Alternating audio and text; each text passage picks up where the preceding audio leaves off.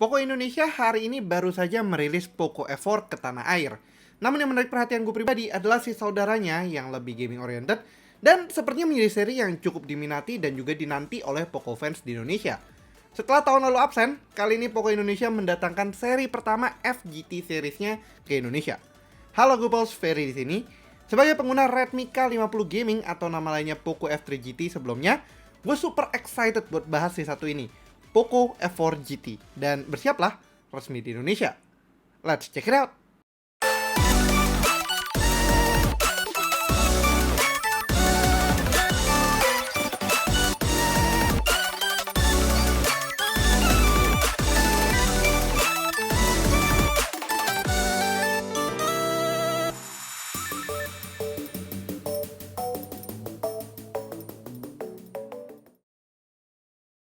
Poco udah cukup dikenal dengan gaya gilanya, mulai dari Pocophone F1 hingga yang terbaru Poco F4. Tahun lalu, Poco F3 dan X3 GT sudah berhasil memicut pasar dengan price per performance terbaik, dan bahkan X3 GT kita nobatkan sebagai smartphone terbaik untuk Genshin Impact. Tahun lalu juga, Poco India memperkenalkan Poco F4 GT atau Redmi K40 Gaming versi global, seperti yang kita punya di sini, yang versi China-nya. Namun sayangnya tidak diluncurkan di Indonesia. Tapi kali ini, Poco Indonesia berkata lain dan hadirlah si F4 GT. By design, smartphone ini membawakan aksen gaming banget dengan hardline di sekitar bodi belakangnya. Aksen ini memberikan sedikit vibe yang lebih high-end dan gamey banget di sekitar bodinya. Bodi dari si F4 GT ini juga terkesan premium dengan glass front dilindungi Gorilla Glass Victus, glass back, dan aluminium frame yang menjadi chassisnya. Bobotnya tapi sedikit lebih berat di 210 gram, sedikit di atas rata-rata premium flagship zaman now yang lebih mengedepankan ketipisan dan juga keringanan. Kalau untuk ukuran panjang dan lebarnya cukup standar, tapi sesuai dengan beratnya, F4 GT ini juga sedikit lebih tebal di 8,5 mm. Untuk opsi warna, total ada 3 warna yang akan hadir. Stealth Black, Night Silver seperti yang kita review, dan Cyber Yellow, warna yang lebih eksklusif ala Poco banget. Di sekitar bodinya cukup standar, ada volume rocker bersama SIM card tray-nya di sebelah kiri, ditemani oleh side-facing microphone-nya yang sangat menolong bagi gamers yang konten di sini. Kemudian di sisi satunya yang lebih beefy, ada power button dengan sensor fingerprint super cepat, dan karena ini adalah F4 GT yang merupakan mainstream gaming smartphone, ada sebuah fitur yang cuma kita bisa temukan di sini, yaitu Physical Magnetic Pop-up Trigger. Untuk SIM tray-nya sendiri cuma ada 2 buah slot SIM card, sayangnya tanpa SD card slot. Secara display di sini kalian disuguhkan 6,67 inci flat AMOLED display dengan rating A+. Refresh rate tinggi hingga 120 Hz, kecerahan layar 800 nits, dan touch sampling rate hingga 480 Hz membuatnya sangat kompetitif bahkan melampaui flagship yang tersedia saat ini. Displaynya juga sudah diberikan 10-bit True Color Display untuk menghasilkan warna yang lebih baik.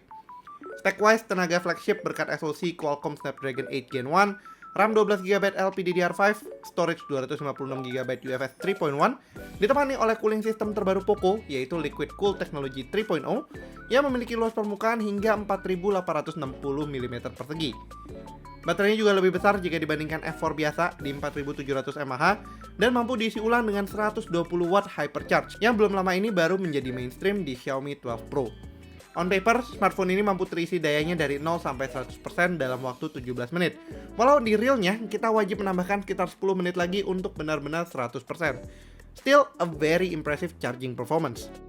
Sistem kamera juga cukup oke, dengan sensor utama 64MP Sony IMX686, ditemani oleh 8MP ultrawide dan 2MP makro. Sedangkan di urusan front facing, ada kamera selfie 20MP dengan sensor Sony juga, yaitu Sony IMX596.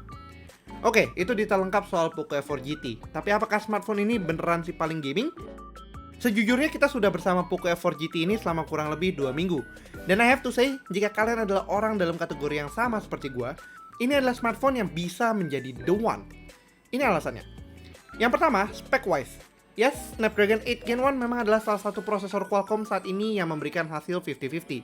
RAM LPDDR5 juga udah mulai agak mainstream, begitu pula UFS 3.1. Tapi dalam fungsinya sebagai social media smartphone, multimedia smartphone, dan work phone, Poco F4 GT bisa mendeliver semuanya dengan sangat baik. Normal lah ya, karena ini memang udah smartphone flagship.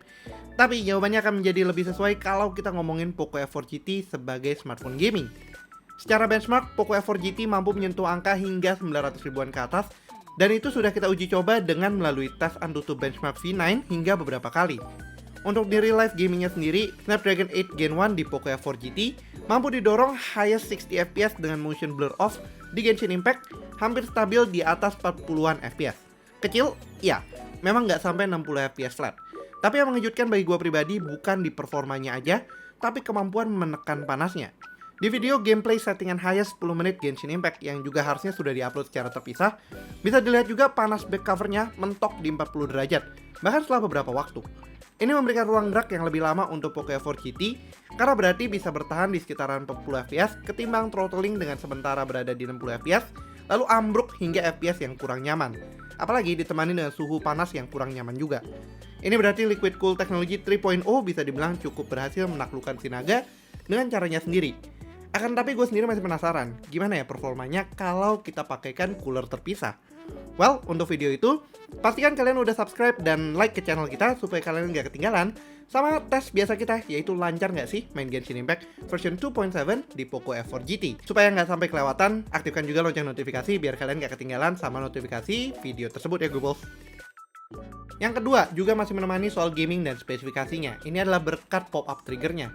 Sejak pertama kali merasakan gaming smartphone dengan trigger, baik itu physical maupun capacitive touch, gue semakin yakin bahwa ini adalah sesuatu yang sangat amat dibutuhkan bagi sebuah smartphone gaming. Nggak gaming kalau smartphone nggak punya L1, R1. Alasannya juga sebenarnya cukup sederhana, karena game booster, yang kalau dipakai untuk mengatur triggernya tidak akan didetect sebagai cheating software oleh kebanyakan game.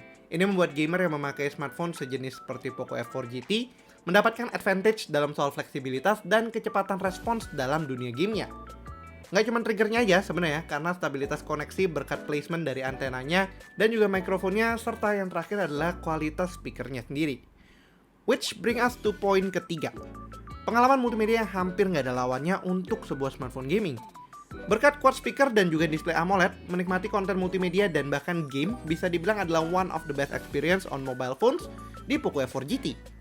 Placement dari quad speakernya make sense di sini, di mana speakernya diletakkan di sudut kanan atau kalau lagi landscape berada di bagian atas, sehingga tidak akan terhalang oleh tangan.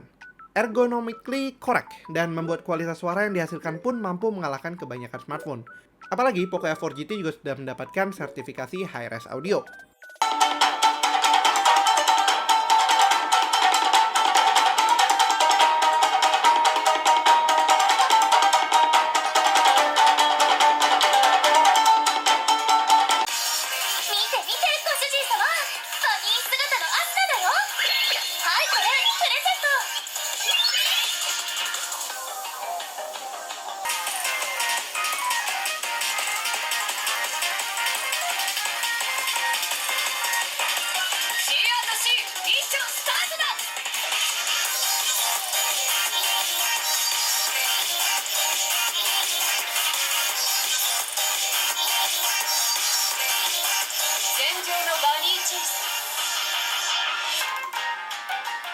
Poin keempat harus gue berikan kepada kameranya. Biasanya gaming smartphone punya kualitas kamera yang biasa aja dan nggak jarang menjadi faktor cutting cost-nya. Tapi di sini kameranya bisa cukup diacungi jempol. Detail yang dihasilkan setara dengan smartphone flagship mainstream. 64 megapiksel Sony IMX686-nya memang tidak ditemani oleh OIS. Tapi IIS yang dibawakannya juga bisa dibilang cukup stabil, seperti contoh-contoh video serta foto yang bisa kalian lihat di beberapa sampel ini.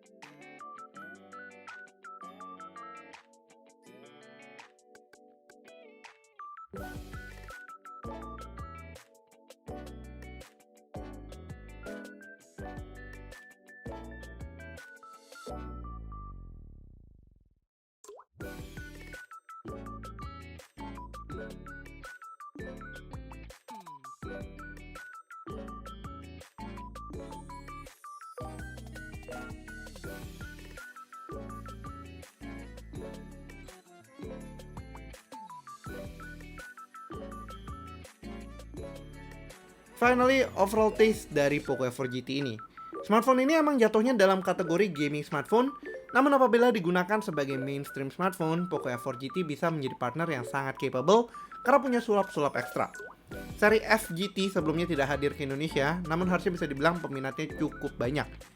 Dengan datangnya atau hadirnya F4 GT, sepertinya Poco Indonesia bisa kembali merebut tahta yang bahkan sebelumnya belum bergeser. Poco X3 GT sebelumnya mendapatkan gelaran price per performance terbaik dari banyak teman-teman reviewer juga, tapi A4 GT bisa menemani bahkan melewati itu juga. Tapi tentunya faktor paling absolutnya jatuh di soal harga. Pas saat kita membuat video ini, so far kita belum tahu berapa harga yang akan dipatok untuk si A4 GT. Tapi seharusnya Poco Indonesia berani menaruh harga yang ekstrim, yang bisa membuat smartphone si paling gaming ini kembali paling diminati juga. Di Singapura sendiri, Poco A4 GT dengan setup memori yang sama, 12 plus 256GB, dibanderol dengan harga 999 Singapura dollar atau sekitar 10,6 jutaan rupiah.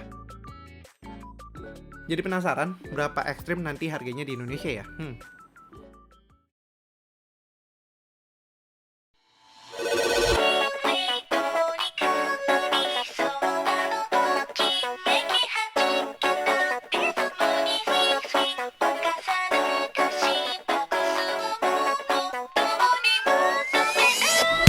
Kesimpulannya, Poco A4 GT akan sangat worth it buat target audience dari Poco sendiri, bahkan lebih dari itu juga. Performa flagship memang paling sip, tapi tanpa optimalisasi yang baik untuk gaming, well, itu semua akan menjadi sia-sia. Poco A4 GT memiliki kelebihan yang gue pribadi sangat suka. Fitur gamingnya, speknya, kemampuan multimedianya, dan juga kameranya. Selain itu, kemampuan mengisi daya 120 wattnya juga merupakan a welcome addition yang sangat-sangat baik. Tapi tentunya ini bukan tanpa kekurangan. Beberapa poin yang bisa diimprove lagi adalah misalnya menyajikan versi lebih budgetnya lagi. Model yang hadir di Indonesia hanya akan memiliki setup 12GB RAM dan 256GB storage. Ini sepertinya kurang pas bagi kebanyakan kantong audience dari Poco sendiri. Opsi 8128 dengan harga yang lebih rendah mungkin bisa juga menarik perhatian. Selain itu, belum adanya fitur bypass charging di sini membuatnya agak kurang mantap, mengingat ini adalah gaming smartphone yang mungkin butuh fitur tersebut. Terakhir, lebih ke arah fungsionalitas triggernya. Trigger ini sangat efektif untuk gaming, namun sayangnya kalau kita gunakan sebagai tombol sehari-hari, sepertinya tombol ini menjadi tidak begitu penting lagi, karena most of the time malah tombol trigger ini dinonaktifkan. Akan tapi, kalau tahun lalu smartphone favorit kita adalah si Poco X3 GT, tahun ini bisa dibilang ini bisa digantikan dengan sangat mantap oleh A4 GT. Bahkan mengalahkan beberapa peernya dengan spesifikasi yang 11-12 di kelasan flagship. Tapi apakah ini cocok menjadi smartphone favorit kalian? Well, balik lagi. Tergantung seberapa sama kebutuhan kalian dan apakah smartphone ini cukup atau melebihi kebutuhan tersebut. Mungkin kalian masih bisa melirik Poco X3 GT atau bahkan Poco F4, termasuk Poco F3 juga, untuk mendapatkan price performance yang lebih cocok lagi dengan kalian, mungkin tanpa gimmick-gimmick gaming.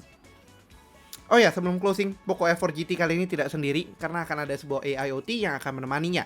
Sebuah AIoT yang sebelumnya bahkan kita pernah bahas, tapi bukan versi China-nya, melainkan versi global di bawah branding Poco. Yaps, itu adalah CTWS Boom Boom Bakudan alias Poco Buds Pro Klee Genshin Impact Edition. Detailnya mungkin bisa kalian dapatkan di video peluncurannya ya Guipals, karena kita baru hands-on aja dan belum deep dive dengan Poco Buds Pro tersebut. Tapi kalau kalian penasaran, kalian bisa cek aja di kanan atas untuk video yang versi China-nya, yaitu Redmi AirDots Klee Edition. Oke lah, sekian dulu untuk video kali ini. Kalau kalian suka videonya, jangan lupa untuk berikan like, share, dan tentunya yang belum subscribe, bisa langsung klik tombol subscribe dan aktifkan lonceng notifikasi, biar kalian gak ketinggalan sama video kita berikutnya. Yang punya pertanyaan, jangan ragu-ragu juga untuk tulis pertanyaan kalian di kolom komentar di bawah Googles. Jangan lupa juga untuk follow sosial media kita di TikTok, Instagram, Twitter, dan juga Facebook. Dan handle-nya @guiguicom dan gue pribadi di @fsp+. Thanks for watching and as always, stay safe, stay healthy, and have a nice day. Ferry signing out. Bye-bye.